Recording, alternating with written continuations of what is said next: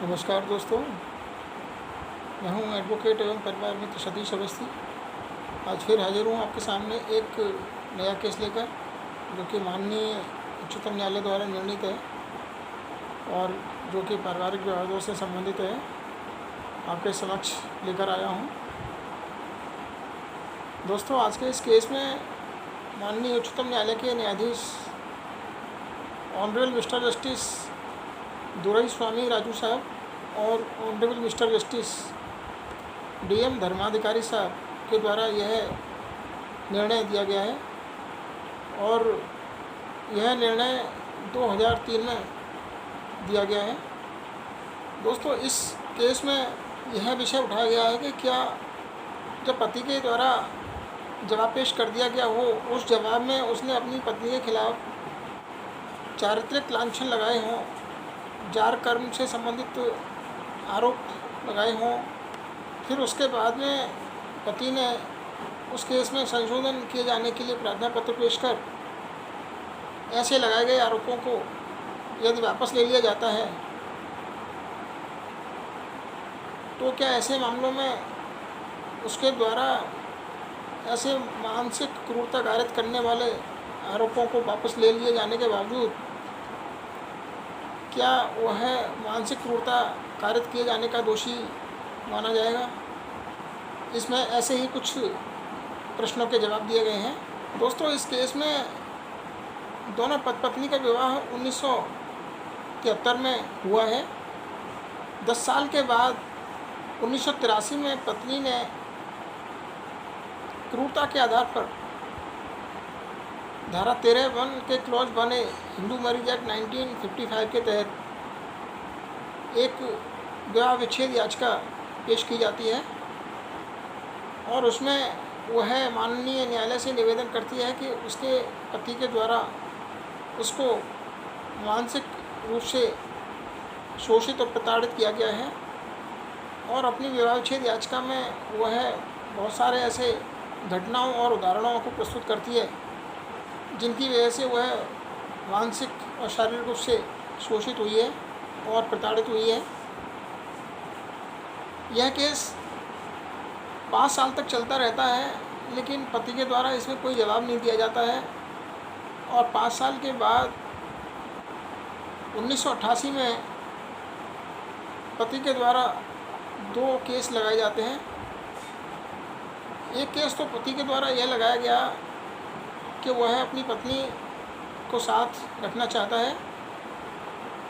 और इस प्रकार उसने धारा 9 हिंदू विवाह अधिनियम 1955 के तहत दाम्पत्य अधिकारों की पुनर्स्थापना बाबत एक केस पेश किया और दूसरा केस उसने अपने बच्चों की अभिरक्षा के लिए पेश किया। वह पत्नी की विवाह विच्छेद याचिका का लिखित जवाब पेश करता है और उस जवाब में वह अपनी पत्नी के खिलाफ ऐसे तमाम आरोप लगाता है जो उसके चरित्र पर लांछन लगाए जाने से संबंधित हैं। वह अपने जवाब में अपनी पत्नी पर अवैध संबंध से संबंधित भी आरोप लगाता है और कहता है कि वह हमारे एक पड़ोसी के लड़के के साथ में उसके अवैध संबंध हैं और यह कि वह बहुत ही गंदी महिला है और अनैतिक काम करती है। लेकिन उसके बाद में पति अपने लिखित जवाब में जो उसके द्वारा अपनी पत्नी पर चरित्र संबंधी आरोप लगाए गए थे उनको वापस लिए जाने के लिए एक संशोधन किए जाने का प्रार्थना पत्र पेश करता है और माननीय न्यायालय द्वारा 16/9/88 को इसमें संशोधन किए जाने के आदेश प्रदान कर देती है। जनवरी 90 में जब पत्नी के द्वारा अपना वकील नियुक्त किए जाने के संबंध में माननीय न्यायालय के समक्ष एक प्रार्थना पत्र पेश किया गया, तो उसके जवाब में पति ने फिर वही आरोप दोहराए जो उसने अपने लिखित जवाब में अपनी पत्नी के ऊपर चरित्र संबंधी आरोप लगाते हुए कहा था। दोनों के गवाह सबूत के बाद माननीय अधीनस्थ न्यायालय ने इसमें करीब 11 साल बाद 1994 में इसमें अपना फैसला सुनाया और अपने फैसले में माननीय अधीनस्थ न्यायालय ने पति की दोनों याचिकाएं, जो कि धारा 9 हिंदू विवाह अधिनियम 1955 से संबंधित थी, जिसमें उसने कहा था कि वह अपनी पत्नी को अपने साथ रखना चाहता है, और दूसरी याचिका जिसमें उसने कहा था कि वह अपने बच्चों को साथ में रखना चाहता है और उनकी अभिरक्षा उसे प्रदान की जाए, पति के ये दोनों केस माननीय अधीनस्थ न्यायालय द्वारा खारिज कर दिए गए। और पत्नी की यह याचिका कि वह अपने पति से विवाह विच्छेद की डिग्री प्राप्त करना चाहती है स्वीकार कर ली, और इस प्रकार माननीय अधीनस्थ न्यायालय द्वारा पत्नी को विवाह विच्छेद की डिग्री जारी कर दी। अधीनस्थ न्यायालय के इस निर्णय से व्यथित होकर पति माननीय बॉम्बे हाईकोर्ट की शरण में पहुंचा, जहां करीब 6 साल तक यह मुकदमा चलता रहा, और सन 2000 में माननीय बॉम्बे हाईकोर्ट ने भी इसमें पति की अपील को खारिज करते हुए अधीनस्थ न्यायालय के द्वारा दिए गए फैसले को ही बहाल रखा, जिसमें पत्नी को विवाह विच्छेद की डिग्री प्रदान की गई थी और पति की दोनों ही याचिकाएं खारिज कर दी गई थी। माननीय बॉम्बे हाईकोर्ट के इस फैसले के खिलाफ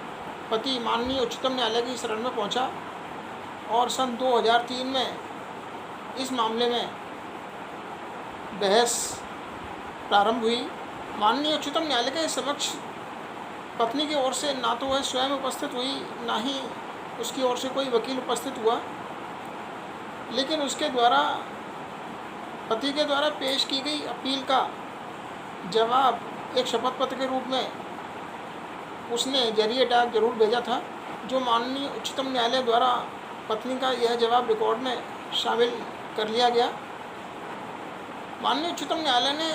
पति की ओर से उपस्थित हुए एडवोकेट की बहस सुनी,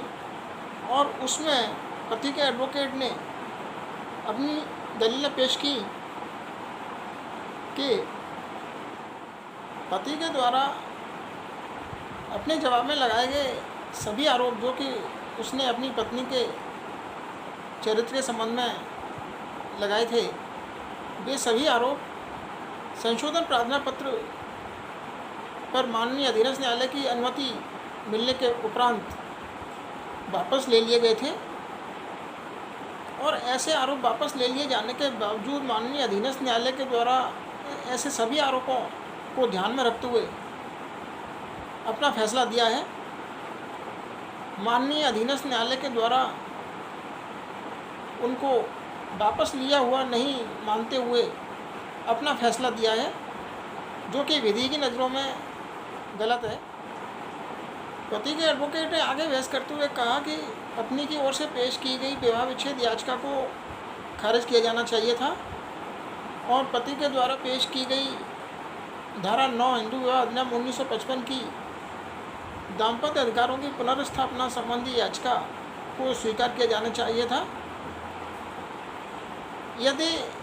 माननीय उच्चतम न्यायालय द्वारा पति की यह अपील स्वीकार कर ली जाती है, तो दोनों पक्षकारों के बीच में समझौते की अपार संभावनाएं हैं। यदि उसकी यह अपील स्वीकार कर ली गई तो उनका घर वापस से बस सकता है और उनका दाम्पत्य जीवन फिर से शुरू होने की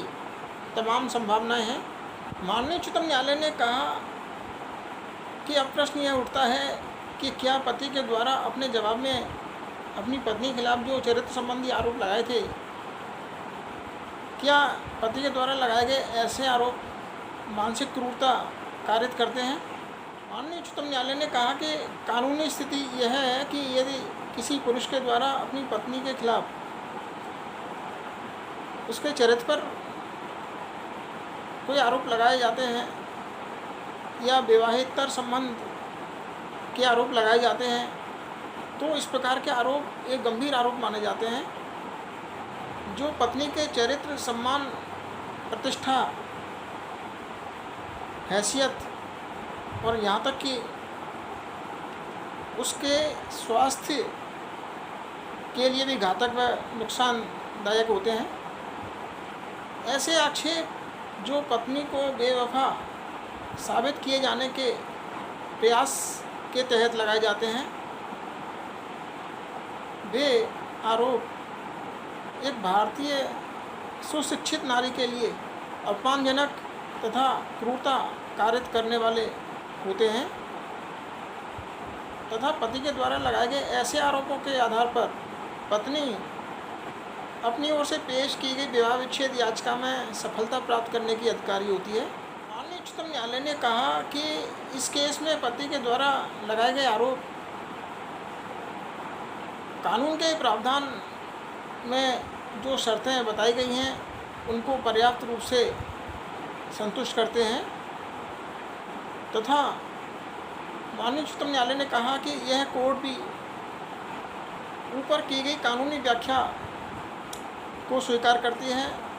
मान्यता प्रदान करती है। यदि पति के द्वारा लगाए गए इन आरोपों को पढ़ा जाए, देखा जाए, तो इनसे स्पष्ट है कि फैमिली कोर्ट के द्वारा और हाई कोर्ट के द्वारा जो निर्णय दिए गए हैं, जो निष्कर्ष दिए गए हैं, वह बिल्कुल सही हैं और उनमें किसी प्रकार की कोई गलती नहीं की गई है। पति के द्वारा लगाए गए ऐसे आरोपों को यदि सूक्ष्मता से देखा जाए तो यह आरोप वैवाहिक विधि के तहत क्रूरता कारित करने वाले हैं तथा पत्नी के दिल को गहराई से दुख पहुंचाने वाले हैं। ऐसी स्थिति में यह निश्चित है कि पत्नी अपने पति के साथ में रहने से डरेगी और उसे अपने पति के साथ में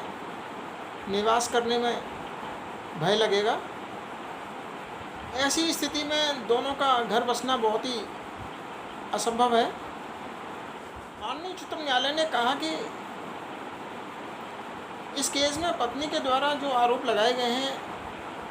वह कोई भड़ास निकालने के रूप में नहीं लिखे गए हैं। पत्नी के द्वारा यह आरोप तभी लगाए गए हैं जब वह अपने पति के व्यवहार से, उसके द्वारा प्रताड़ित किए जाने से, उसके द्वारा निंदा किए जाने से, तिरस्कार किए जाने से इतना दुखी हो गई थी कि उसे न्यायालय की शरण में आना जरूरी हो गया था। ऐसी स्थिति में पत्नी अपने पति के साथ में रहे, यह संभव दिखाई नहीं देता है। बॉम्बे हाईकोर्ट के द्वारा अपने निर्णय के पैरा 31 से 38 तक में वे तथ्य लिखे गए हैं जो पति ने अपने जवाब में अपनी पत्नी को उसके चरित्र पर आरोप लगाने से संबंधित लिखे थे और बाद में उन आरोपों को अधीनस्थ न्यायालय के आदेश के अनुसार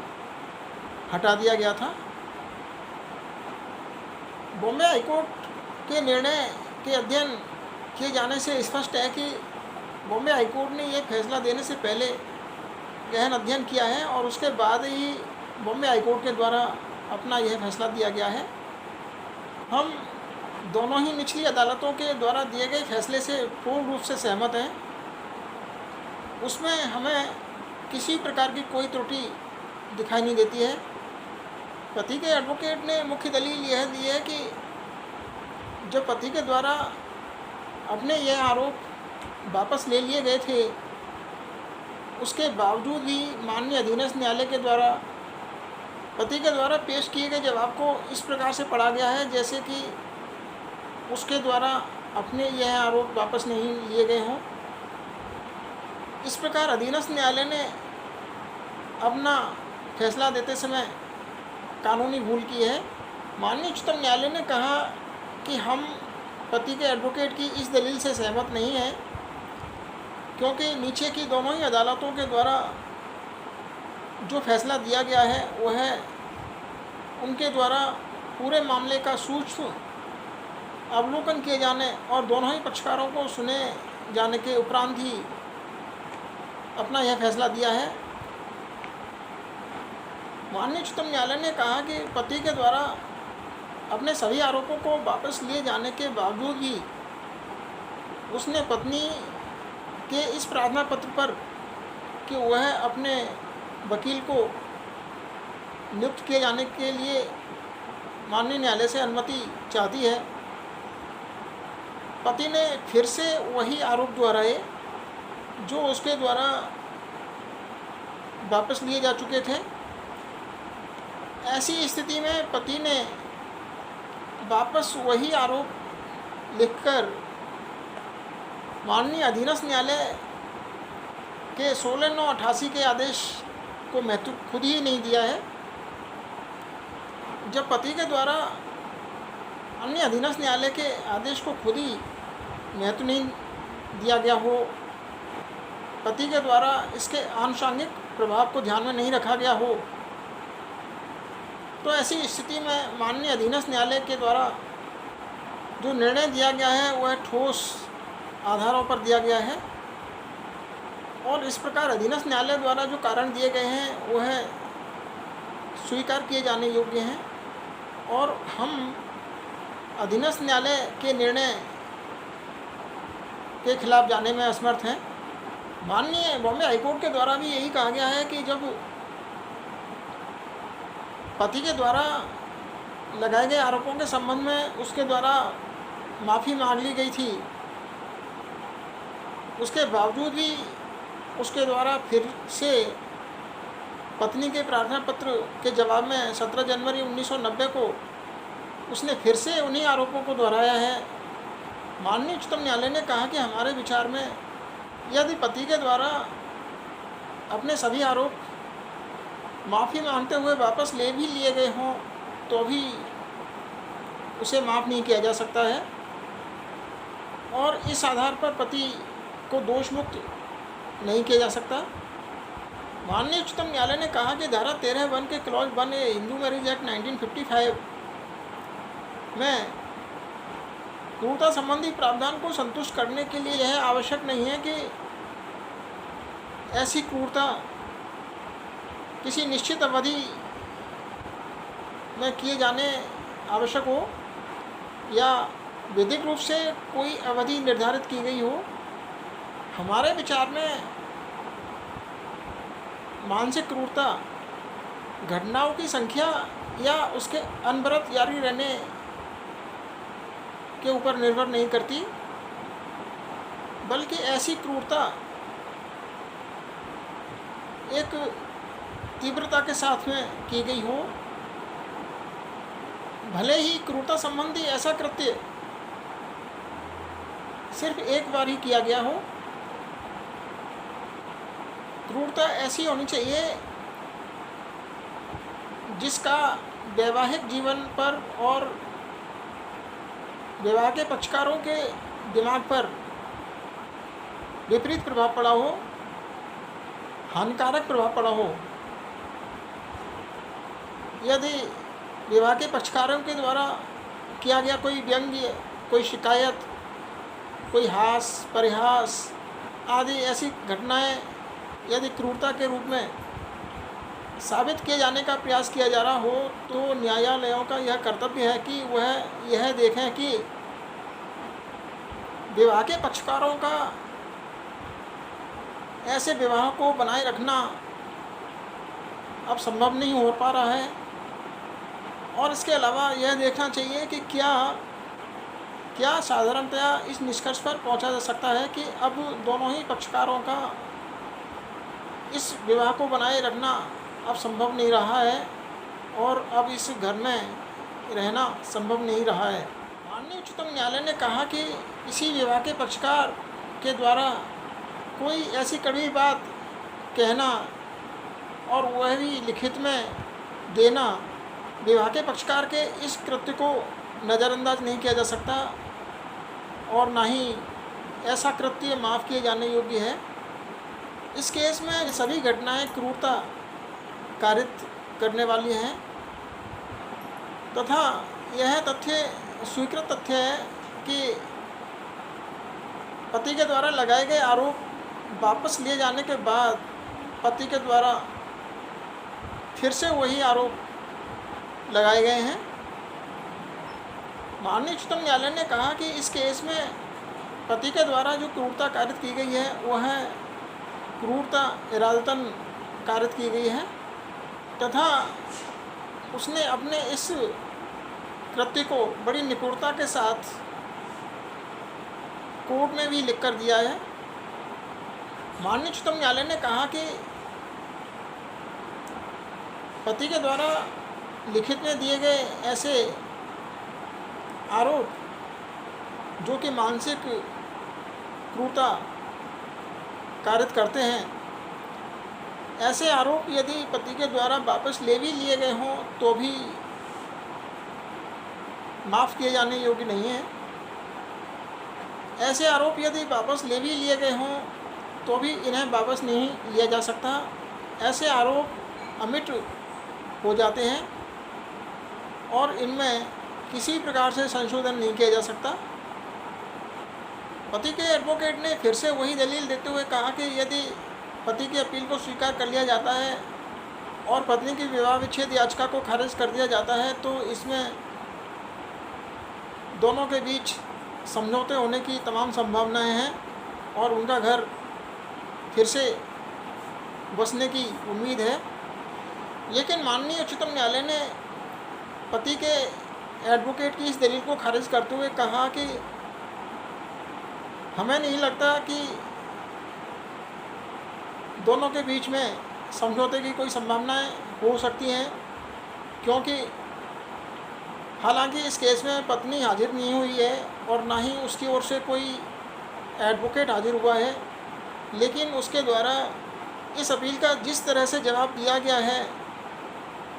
और एक शपथ पत्र के रूप में जवाब दिया गया है और उसके साथ में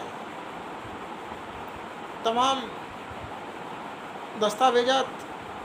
संलग्न किए गए हैं और उनमें जो आरोप प्रत्यारोप पक्षकारों के द्वारा लगाए गए हैं उनसे स्पष्ट है कि अब इन दोनों के बीच में समझौते की कोई गुंजाइश नहीं बची है और दोनों का घर बसना अब संभव नहीं दिखाई देता है। उच्चतम न्यायालय ने इसमें अपना फैसला देते हुए कहा कि हम पति के द्वारा पेश की गई इस अपील में कोई सार नहीं पाते हैं और पति के द्वारा पेश की गई यह अपील खारिज की जाती है। माननीय उच्चतम न्यायालय ने कहा कि अधीनस्थ न्यायालय और बॉम्बे हाईकोर्ट के द्वारा दिए गए फैसले को बहाल किया जाता है। पति के द्वारा दाम्पत्य अधिकारों की पुनर्स्थापना के लिए पेश की गई विवाह विच्छेद याचिका को खारिज किया जाता है। इस प्रकार माननीय उच्चतम न्यायालय के द्वारा पति के द्वारा पेश की गई अपील को खारिज फरमा दिया गया और इस प्रकार माननीय उच्चतम न्यायालय द्वारा अपना निर्णय पारित किया गया। तो दोस्तों, हमें इस केस से यही सीखने का अवसर प्राप्त होता है कि यदि विवाह के पक्षकारों के द्वारा अपनी प्लीडिंग्स में अपने विपक्षी पक्षकार के खिलाफ यदि चरित्र संबंधी आरोप लगाए गए हों और उन्हें यदि वापस भी ले लिया गया हो तो भी उनको वापस नहीं लिया जा सकता। एक बार जब कमान से तीर निकल जाता है तो वह लौटाया नहीं जा सकता। इसी प्रकार ऐसे आरोप वापस नहीं लिए जा सकते और अमिट बन जाते हैं। इनमें किसी प्रकार से कोई संशोधन नहीं किया जा सकता और ऐसे आरोपों के आधार पर कोई पक्षकार अपनी ही गलती का लाभ प्राप्त करते हुए अपने ही केस में सफलता प्राप्त करने का अधिकारी नहीं हो सकता है। तो दोस्तों, आशा है कि आपको यह केस और इस केस के आधार पर सुनाई गई यह कहानी ज़रूर पसंद आई होगी। आप इस वीडियो को ज़्यादा से ज़्यादा शेयर करें। मैं इसी प्रकार रोज़ आपके समक्ष माननीय उच्चतम न्यायालय द्वारा निर्णीत केसेस जो कि पारिवारिक विवादों से संबंधित होते हैं, मैं इसी प्रकार उन्हें लेकर आपके समक्ष हाजिर होता रहूँगा। आशा है आप इसी प्रकार से लाभ उठाते रहेंगे। आपने यह वीडियो अंत तक देखा है, इसके लिए आपको बहुत बहुत धन्यवाद। तो फिर मिलते हैं कल, तब तक के लिए नमस्कार।